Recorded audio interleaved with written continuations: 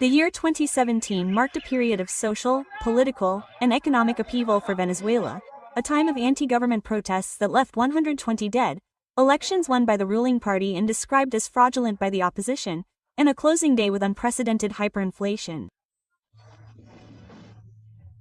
The Bolivarian Revolution completed another year in power, a period in which it managed to establish a national constituent assembly that was labeled as undemocratic by numerous countries, resulting in international sanctions and a more isolated country than ever.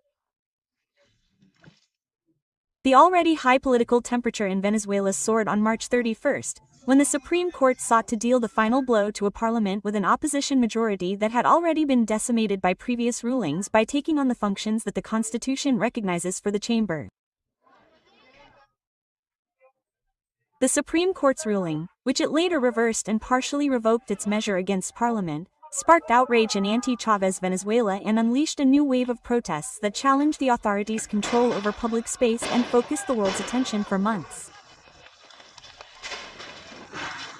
Almost daily and in practically every state in the country, thousands, tens of thousands, and sometimes hundreds of thousands of Venezuelans have demanded, since April 1st, the end of what they denounced as an increasingly dictatorial regime disguised as a democracy to prevent contagion to their fiefdoms. Using tear gas, rubber bullets, metal marbles, and other prohibited ammunition for controlling public order, the National Guard and the police responded to the marches by preventing protesters from entering areas with a Chavista tradition. Pitched battles between security forces and groups of protesters who responded with stones and incendiary cocktails took over many streets in Venezuela.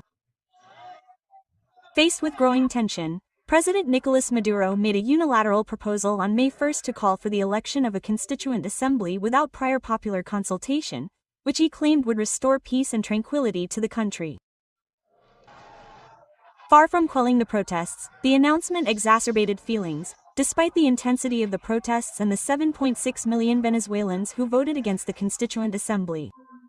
In a consultation held on July 16 by the opposition without recognition from the government, the National Constituent Assembly was voted on July 30 among pro-government candidates. At least 124 people died during the 4 months of anti-government protests, 46 of them at the hands of security forces and 27 by armed pro-government civilian groups, according to a UN assessment. The demonstrations faded with the installation in August of the Constituent Assembly that has ruled the country with full powers ever since, despite the fact that the Constitution limits the powers of such a body to drafting a new fundamental law.